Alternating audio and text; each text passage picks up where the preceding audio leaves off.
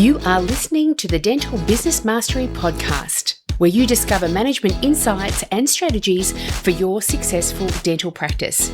There are also interviews with key people in the industry who have advice and services to help you and your team achieve great success. Welcome to this episode of the Dental Business Mastery Podcast. Today I want to talk about something that I think is one of the most powerful commitments that you can make in your dental practice. It's possibly even one of the most important things you can do in your own life, but let's talk about the dental practice situation. And that is making growth as one of your core values. And I'm not talking about, oh, that sounds good. Let's put that in our documentation within our practice. Let's print that up and pop it on the wall in the staff room. I mean, how do we genuinely live it, breathe it, and build it into the way we do things at our dental practices? And what benefit can that actually have? What do the outcomes actually look like? So first of all, let's just quickly touch on values. A lot is spoken about values, but rarely do we come across organisations that truly live their values out. So it's still one of those things that is a little bit out of reach, it feels like. Not because we don't know how to do it, just because of lack of time, not the right people, all of the reasons. We've often gone into dental practices and asked them what their values are, and some of them do actually say growth. And then when we dig a little deeper and find out how they actually make that value of growth alive in their dental practices, there's no systems or way of thinking that is changed because of that particular value. And that's because even though consciously all of your team members, if they were asked, okay, we're going to develop the value of growth in this dental practice, do you know what that means? A lot of people would be able to rattle off what that actually means. But do they understand what it means from their own perspective in terms of what role they would play within the organisation to live the value of growth? Your values are really your decision-making foundation. They are the filter through which every process, every action, every interaction should pass. And when they are truly alive in your practice, they are not just words. They are a way of being. They're directing our behaviour. For a value to be truly lived, two things need to happen. Number one, every person in your team needs to understand what that value actually means. And secondly, they need to know what it looks like in their role. What does growth mean for a receptionist? What does it mean for a dental assistant? What does it mean for a practice owner? And when we can start getting great clarity around all of these areas, the value stops being just a word on a poster on a wall and actually starts being something real and alive within your dental practice. So why do I think growth is such an important value to have in every dental practice out there? Not just some, but all of them. Well, let's talk about growth. It is something that I'm truly passionate about. And if you've been listening to this podcast, reading my blogs, if you're a student of the Practice Managers course, then you know that I have been a devotee of Tony Robbins for about 35 years. A lot of younger people aren't even sure who he is, and I would encourage you, if you haven't heard of Tony Robbins, to go down the rabbit hole and investigate him. Watch his videos, read his articles, jump on his website, powerful stuff. He's got great books, all the things, audiobooks, wonderful space to delve into. He really is one of the most extraordinary thinkers on human potential and peak performance, and his influence on my life has really been quite profound, as it has been on many, many people's lives. One of the principles he talks about And the one that I've carried with me every single day is CANI, CANI. And it's an acronym for constant and never-ending improvement, CANI, constant and never-ending improvement. The underlying idea in this is that we never truly arrive. We're always on this journey of continual improvement. We'll never get to a point where we've learned everything and there's no more to learn about a particular skill or a particular topic. We never get to a point where there is no more improvement to be had. There's always improvement to be had. That the journey of growth never ends. And actually, this is a beautiful thing to sit with. We are all improving all the time, whether we are conscious of it or not. Doesn't matter what role in the dental practice you play. When you think of the systems inside your dental practice, when you think of how your practice is being managed, when you think about the experience you provide to your patients, when you consider how we're managing complaints and how we're celebrating and how we're improving performance, everything is constantly improving all the time. In essence, this is the core of evolution, isn't it?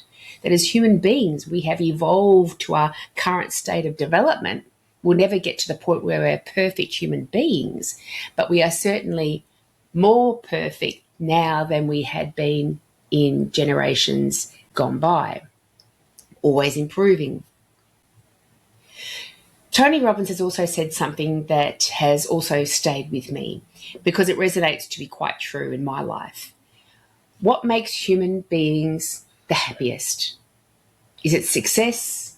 Is it money? Is it love? And he says no. The thing that absolutely makes us the happiest as human beings is progress. Progress. The feeling of moving forward, of becoming, of getting better. And so this links so tightly to the CANI journey, the constant and never-ending improvement journey, that when people are on that journey, consciously taking action every day to constantly improve, they will be achieving progress and they will experience greater levels of happiness. It kind of makes sense to me. When you think about it through that lens, building growth into your core values isn't just good for the practice, it's good for everybody's happiness within that team as well. Now, one of the biggest obstacles that I see to genuine growth in teams, in practice owners, in me, in all of us, is when you get to a point where you've kind of lost that curiosity. And what I mean by that is that you're no longer interested to hear about how this could be improved, how you could improve the skill you're rolling out, or how other people roll out that skill and achieve great progress. You're no longer really curious about all of that. And it could be because you're tired from work and family commitments and all the things. Maybe your health isn't 100%, so you just don't feel kind of bold enough to go down the path of and maintaining that path of curiosity. And some of the comments that we say to ourselves is, I've been doing this for 15 years. I know how this works. No more curiosity about how it could be done better. What about the thought that we think to ourselves when we hear of a new way of rolling out a particular process for our practice? And we think to ourselves, I've done that before and it didn't work. Did that 8 years ago, didn't work, no longer curious about how it could possibly be rolled out in a more effective way. Now, as a consultant, I come across this a lot. Team members who are resistant to learning because they have been doing a particular role for a long time and they feel that they've got it covered. Practice owners who have already tried a particular approach and because it didn't land the first time, we're just going to write that off as a thing that doesn't work here. And here's the challenge I want to put to you. Think about a topic you know really well, something you feel confident in. Now ask yourself quite honestly, how much do you think exists to know about that topic. You think about marketing for a dental practice, oh my God, the amount of stuff to learn about marketing and the growth in that space as well, especially with AI and all the things. You think about all the things there is to know about marketing a dental practice. And you have got them some of these thoughts. Oh, we've tried SEO, we've tried Google reviews, we've tried putting different signage out the front, we've tried going to the local family fairs, we've tried all of these things. They just don't work for our place, our location, our patient base. We've tried Facebook advertising and all the things. Now think about and contemplate, how much do you think you know about that topic? And so how much do you think there is to know about a topic? And then how much do you think you know? And it's such a tiny sliver. And no matter how much research you do, it still feels like it's a tiny sliver, because the more research we do, the more we study something, the more we realize how much we don't know. And so when we can be truly honest with ourselves and realize that the knowledge gap is significant and that it is in that gap where growth lives, then sometimes we can be encouraged to remain in that space of curiosity about everything, not just the new stuff coming to the fore and the new stuff that we feel like we should be learning, but the stuff that we already feel like we know. And so that's one of the enemies to growth, is that loss of curiosity. Another obstacle to growth, which can be quite subconscious, some of these things, is the stage of incompetence that we feel when we're learning something new. Now, I don't know if any of you have heard of the 4 stages of competence. Stage 1 is unconscious incompetence. This is where you don't know what you don't know. And I often use learning to drive a car as a great analogy to describe these 4 stages. The unconscious incompetence space is where you are unconscious, so you are unaware of your level of incompetence, of whether you can do this task or not. And when you're a little child, never sitting in the driver's seat of a car, you are blissfully unaware of the complexity of learning to drive a car. So you're unconsciously incompetent. This is ignorance is bliss kind of space. It doesn't bother you. We're unaware of it all. So there's nothing there to upset us. Stage 2 is where this upset starts to kick in, and that is consciously incompetent. The time during a skill development that we become very conscious of how incompetent we are.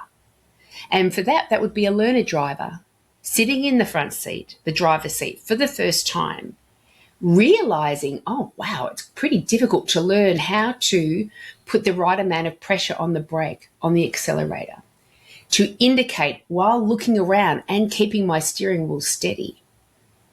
Driving in traffic and merging into 100 kilometre an hour onto the freeway. I have become wildly aware, very conscious, wildly aware of how poor I am at this skill, how much I need to learn. And that stage 2 level of competence is the most uncomfortable. We hate not knowing what to do. We feel like we're in the deep end of the pool. We're floundering. We haven't yet developed any skill that we could have a sense that we're progressing. But then, using the car analogy again, we get enough practice under our belt and we become consciously competent. We are very aware, but we are starting to develop the level of competency that we can drive around and not freak out, not have to think so carefully about the amount of pressure I'm putting on the brake. We're moving places, we're progressing. We still need a whole bunch more practice. We're still thinking very carefully about everything that we're doing, But as long as we put our current learning into action, we are putting the appropriate amount of pressure on the brake, the appropriate amount of pressure on the accelerator. We are looking around, maintaining our speed and keeping our steering wheel firm when we're trying to merge lanes, etc. So we are competent. We can drive from A to B, no dramas, but we are consciously thinking about every step. We couldn't have a friend in the back seat conducting a gossip session with us while we're driving. We would be saying, be quiet, I'm trying to concentrate here. And then eventually, with enough practice, we move into the fourth stage of competence, which is unconscious competence. We are so competent at the thing, we don't have to consciously think about it anymore. It's now part of our second nature. I drive from point A to point B. I don't even think about it. I just jump in the car and go. I can listen to a podcast while I'm driving. I can look around the scenery as I'm driving. I can think about what I have to get done during the day while I'm driving, and there's no dramas because everything else has become second nature. So stage 2 of the 4 stages of competence is one of the big challenges to growth, because even if I had asked you, do you like learning and growing? Your conscious brain would go, absolutely. It's what we're here for, learning and growing. But then if I said to you, do you embrace and seek out opportunities to feel consciously incompetent? You would be like, are you crazy? Who likes feeling that way? No way, that's too uncomfortable. So this is the thing with growth. Everyone is on board with it as a concept. But when we start to identify what it requires of us personally to actually live this value of growth, that's where we can start to come across the barriers. And we need to address these barriers in order to make this value of growth alive and well in your organization and in your own life. Another barrier. What else is needed in order to learn and grow? What is always present in any path to learning and growing in your life? Making mistakes. That's how we learn and grow. How did you learn to walk? How did you learn to eat?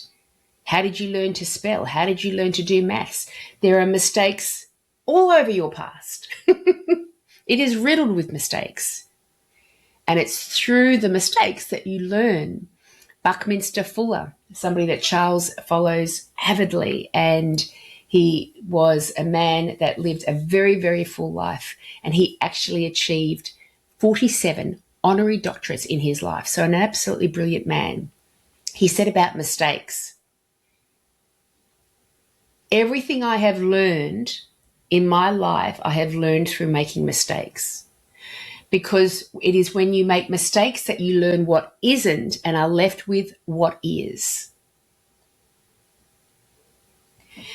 We are conditioned as young little people that mistakes are something to avoid. When we're little toddlers and learning to walk, mistakes are fine. We fall down, our parent is still there going, it's okay, stand up, try again.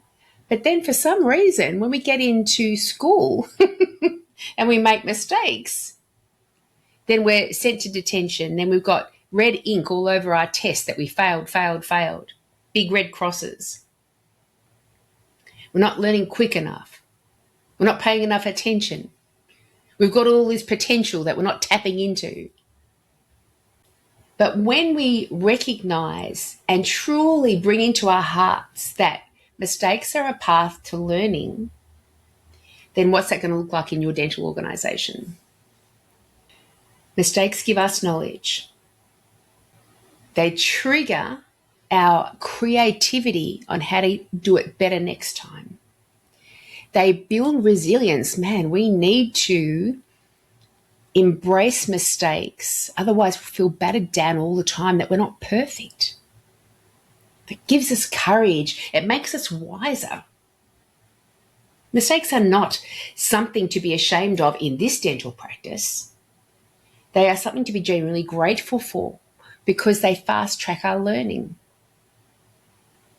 Another challenge to living out the value of growth in your organization and in your life is the need for practice and repetition. It's linked with mistakes, because what do you do after you make a mistake? You do the thing again, but slightly different. And then you make another mistake in a different aspect of developing that task. And then you do it again with a slight modification. Practice and repetition is our evolving development of skills. Think about again how you're learning to drive, how you're learning to walk, how you're learning to ride a bike. And with the practice and repetition need, and understanding its role in how we learn, if you're training a dental assistant into the skills of being a great dental assistant, or a receptionist, how to be on the phone with patients, how to manage a complaint. If you think about, if I was teaching you how to ride a unicycle, I could tell you exactly how to ride a unicycle if I knew myself. I could tell you exactly what to do. I could give you a book training you in how to ride a unicycle. I could give you a practice manual filled with lessons on how to ride a unicycle. Is that going to teach you how to ride a unicycle? No. What will teach you how to ride a unicycle?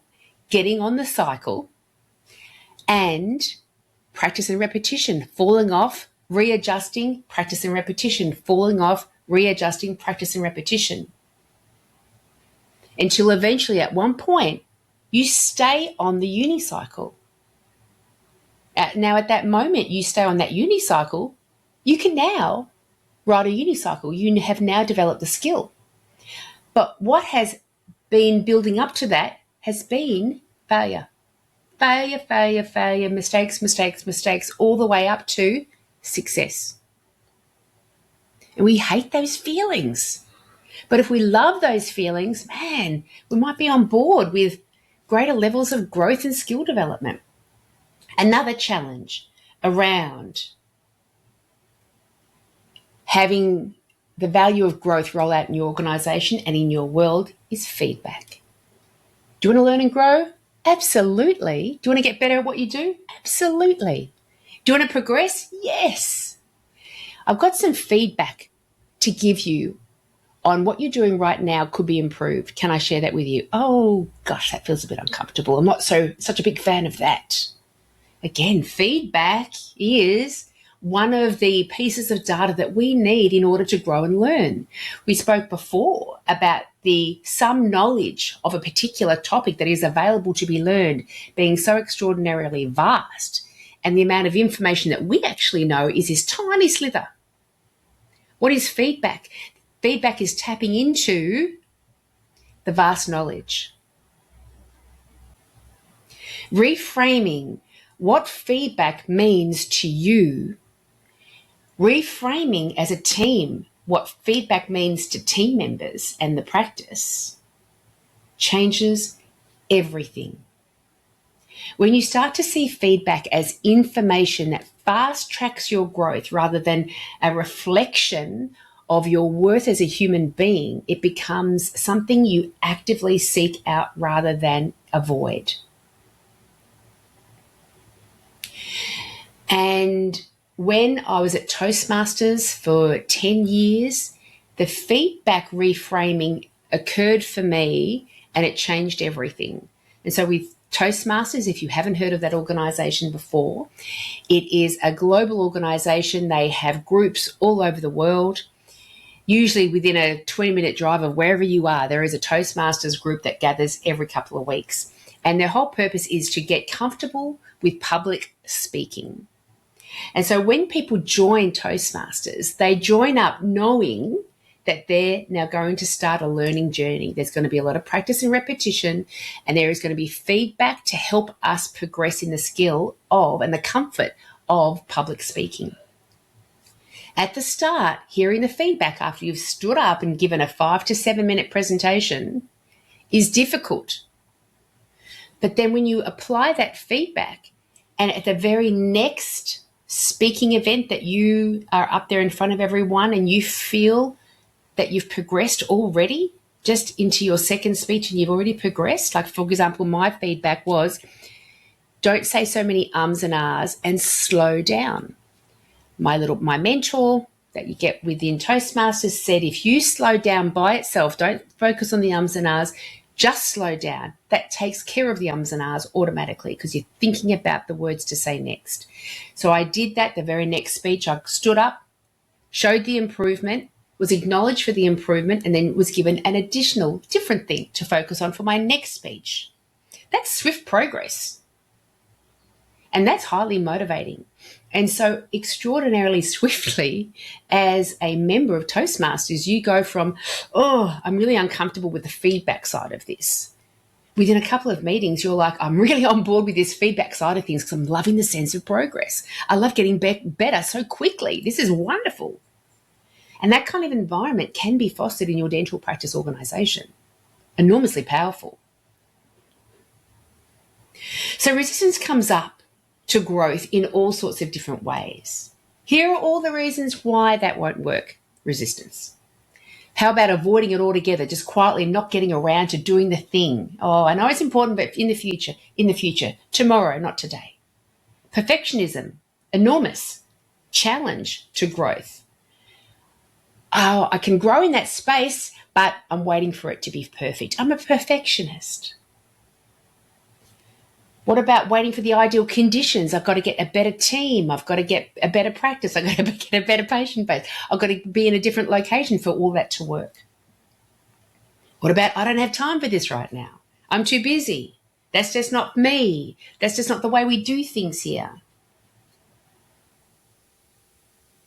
Does some of that sound familiar? We all do it. The first step is just recognizing it for what it is.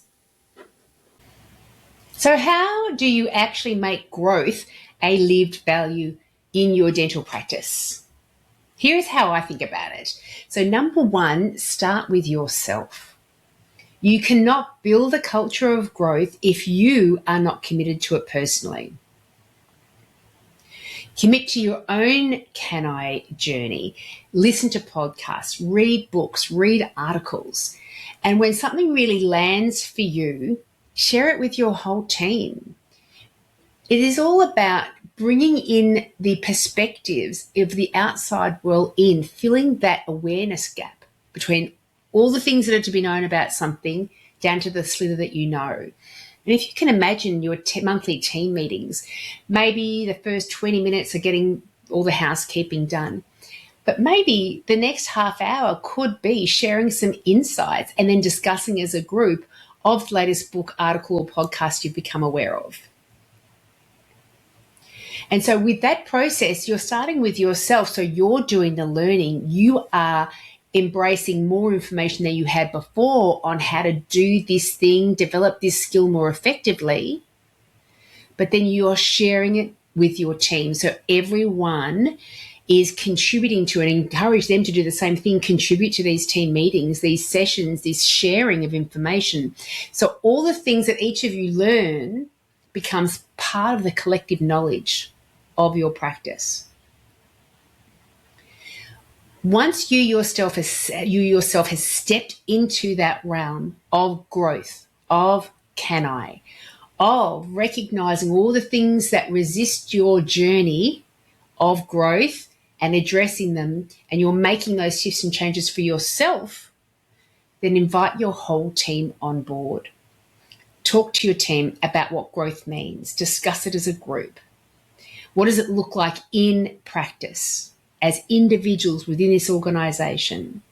What does it mean for their roles? Invite everyone. Discuss it as a group. Do we make this as one of our core values? What are the benefits of that? What does that then mean for all of us? Certainly, absolutely make it part of your recruitment. Just as reliability is a very important characteristic that you want to make sure help direct your recruitment of new team members, we want someone professional. We want someone reliable. We want a team player. We want someone who cares about patients. But we also want someone who wants to grow. Look for evidence in their resumes that they enjoy growing. It may not be in their resume, but certainly speak to them about it during the initial telephone conversation interview and an in-person interview. What are your thoughts around self-awareness? What was the last thing you did to develop a new skill to gain greater levels of self-awareness? Show me that you like growing. Sport is a wonderful way of recognizing if someone knows what it takes to develop new skills, because with sport, physical achievement, there's a lot of failure until you achieve success. So they'll naturally be open to it.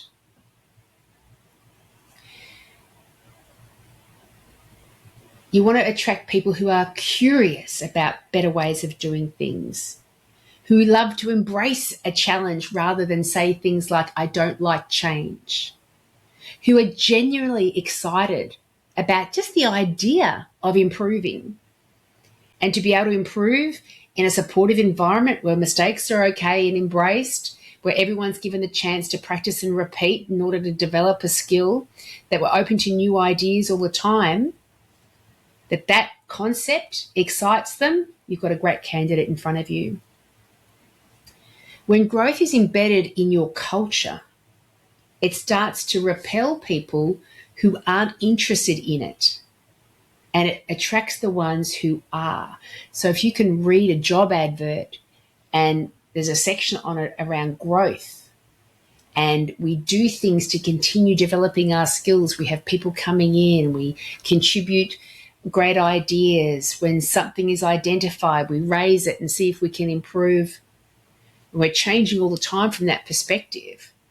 Then people who are not interested in that will not apply for your ad, which is exactly what you want. You want the filter in place. You want to filter out the people that aren't appropriate for your workplace, aren't a good fit, and you want to make sure that the people come in are the ones that are excited by the things that you speak about in that ad. Imagine what your team would be capable of when you have got as part of your team culture that if someone makes a mistake, everyone goes, beauty, how can we learn from this? Enthusiastically, that we are boosting each other's confidence up constantly, because we all know that we're capable of more and we're excited by that concept, where there's not one team member that says, I know it all and I don't need to learn anymore, that everyone's like, how can I be better? How can we be better? That they're actually seeking out feedback, because it's such a progress achieving task to be able to say, I just managed this patient. They had a complaint. This is how I managed it. Can I get some feedback from others how I could have done it better? Because I love getting better in this environment. It's all great. Just imagine what your team would be capable of. Oh my gosh, it's crazy. You can always also keep growth as a live value in your organization by building it into some of your current structures. So every morning huddle, if you have morning huddles, just have, what can we improve on today? What happened yesterday that wasn't totally helpful that we can improve on today? Dentist A was running late consistently through the day. What can we do to help have that not be an issue on coming days? Do we need to make the appointment times a little bit longer? Do we need the dentist to become more aware of that? Do we need the assistant to be able to keep an eye on the clock for the dentist because they lose track of time? What are all the things that we could do to just be better in that one little area? We had a patient complaint yesterday. What I learned from that in my management of it was this, that patients don't mind if we're running late as long as we give them enough notice. Or when a patient does complain, I felt a little bit reactive to that, and I should have just been on the patient's side with that. So that's something I learned yesterday, just in case everyone else would like to know about that, because we have got this environment of growth and development, and we're all interested to know and applaud and celebrate when learnings and awareness is happening. When you are learning something new as a team, maybe you've developed a new service that you're implementing into the practice. When you're onboarding a new team member, give them that opportunity for practice and repetition, and actually doing the things themselves to learn. Remember, we're all on a unicycle. We can read till the cows come home how to do the thing, but it's only by doing the thing that we learn how to do the thing. So recognize that. Give people the space to make mistakes. Give them the space to practice and repeat and evolve and get better and progress. Another very important part of this kind of growth environment is to hold people accountable. So identify the standards of your practice and make sure all your team members are trained up to those standards. And when anyone is falling behind on those standards, bring them in for a respectful, supportive conversation that holds people to account. How can we help you improve? How can we help you progress? Because as a team, we can't progress if we've got half our team members not willing to be on the journey. Have your team meetings be restructured so they are learning opportunities, not just housekeeping. Seek out feedback actively. Start a culture where you're asking each other, how can I do better? Can you imagine if a dental practitioner came to the receptionist or the dental assistant and said, you've observed the way I treatment plan patients and have that communication with them in the surgery. How can I be better? Powerful. A receptionist says, how can I be better when I am managing phone calls? Dental assistants, how can I be better in supporting the practitioner in moving through the appointment time more efficiently? The practice owner, the practice manager, asking the team members, how can I be better at providing the environment that is appropriate for you to grow and get better and thrive and deliver your best performance?